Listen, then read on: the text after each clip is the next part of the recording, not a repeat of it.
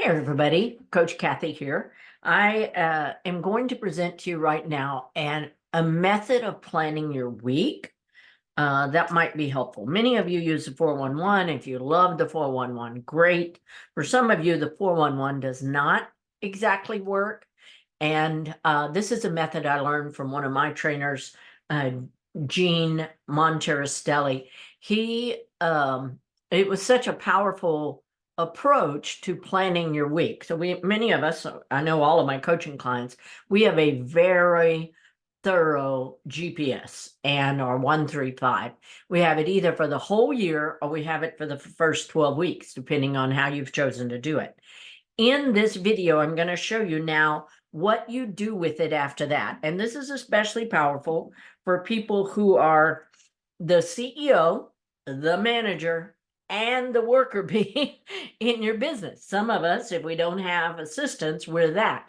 At any rate, we are worker bee in some ways. We have our own tasks. So even if we have operations people working in the background doing a lot of the technical nitty-gritty stuff, we still have our jobs as real estate agents. We have to lead generate, lead follow-up, negotiate contracts, go on appointments and practice scripts and conversations.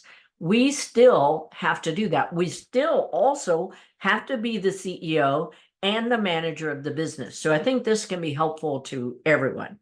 So the first thing that Gene says to do is he monthly has a CEO meeting. And Gary says part of the job of the CEO is to cast the vision for the rest of the team. So if that's you or if it's a group of people, the CEO needs some time to think about the vision, to think about all the different initiatives we're working, think about what's missing, how we can add to think about how those different parts work with all of our life. In NLP, we call that how ecological is it? Is it work good with our family? Does it work good with our physical health? The CEO planning time, once a month for about an hour, hour and a half, is a time to look at all of those and to write down then a list based on the GPS, based on the bigger picture looking of our business, based on our calendar, then looking at what are the initiatives that we need to be focused on during this month, this next 30 days, and make a list of those. And then the manager meets every week, the boss, right? Once a week, the boss meets to plan out the week. And in that week, I'm going to share a whiteboard so you can see a little bit about how this works. So the way Gene recommends is you take a notebook. So let's say that this is a notebook. The 2 pages are open, right? So you've got it opened like this. And then on this side, you draw, I say draw 4 lines. He says draw 3. And then down on this side at the bottom, draw 1. And then up here, draw a line like that. So this is the plan for the week. These are the projects. These are the tasks that all have to be done that week. So not everything on the CEO monthly list is going to be done every week. Sometimes you're just going to do a few of them. Same thing with 411. Just because it's on your monthly plan doesn't mean that you're going to tackle it that week. You have to think through, what does your week look like? What's happening? So, and then these are simply the days of the week.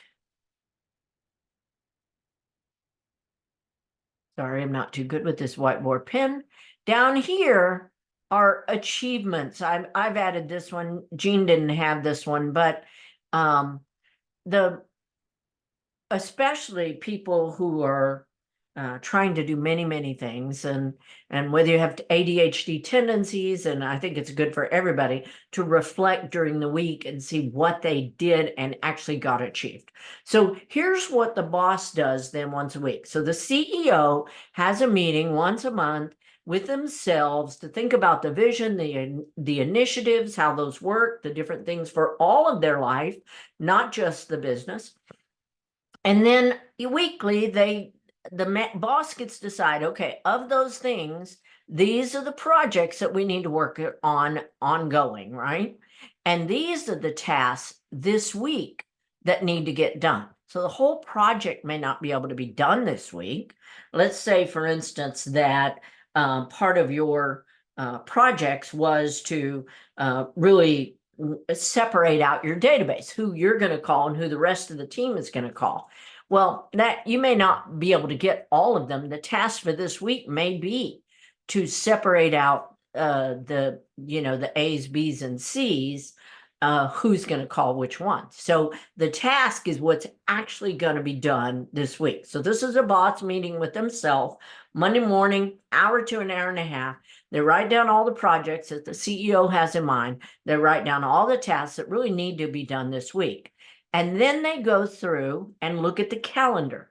So on the calendar, they may see that, well, so-and-so is coming in from town and I'm going to need to show them property on Wednesday. Okay. So on Wednesday, I'm just going to show and I'm not going to do any extra things. So Wednesday, just going to do showing, don't have a lot of extra time, but that means I need to make up time on other times. So I take all of these tasks, lead gen again and lead follow-up, however we're doing it is there.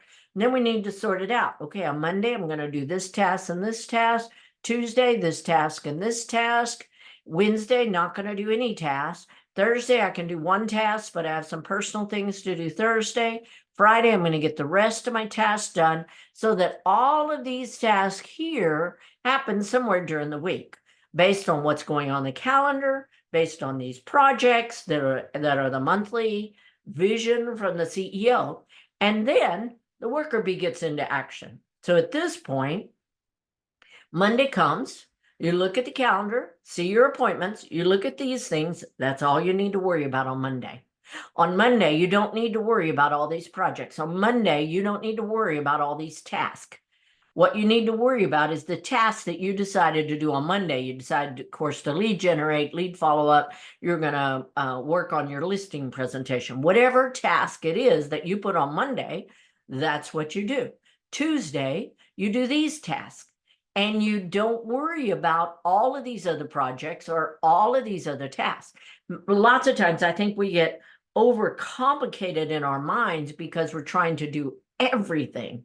This just separates it out. This is what I'm going to do Monday. This is what I'm going to do Tuesday, based on my calendar, based on the task, based on the projects that the CEO had. Of course, Wednesday, I'm showing all day long. I've got an out-of-town buyer, not going to be able to do any of it.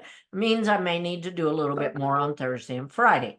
At the end of the week, I get to look at my achievements and see what is it that I accomplished this week, and to celebrate those, to write them down there, kind of a little journal at the end of the week about what I got accomplished.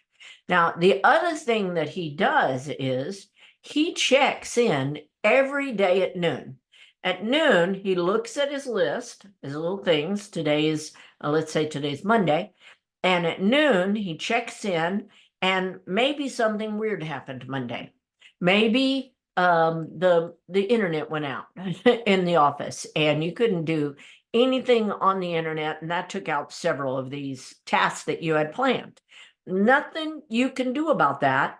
Now you move this task to another day. Say, okay, well, I really can do a little bit more on Wednesday, so I'm going to move one of these tasks there, and then this other one I can probably fit in on Tuesday too. And the third one I got done because it didn't need internet. So every day at noon, you check in and say, how am I doing on my things today? And making sure I'm staying committed and focused to them. And then if something outside of my control happens where I don't get to do to them, then I can move them then to another day. So again, the CEO meets monthly with themselves for an hour to hour and a half to come up with all the projects, vision, how those fit in with the life, the different personal things that need to happen this month, the business things, the money things. And then weekly, the boss meets, the manager. The weekly, the boss fills out a form like this, where with all the projects and then the task that need to get done this week towards those projects. Again, not all of those tasks are going to get done. And then the boss goes and assigns these tasks to different days based on what's got on the calendar, based on what's coming up, based on everything that else is going on. Which of these tasks can I do on different days? And the last one is what achievements I made.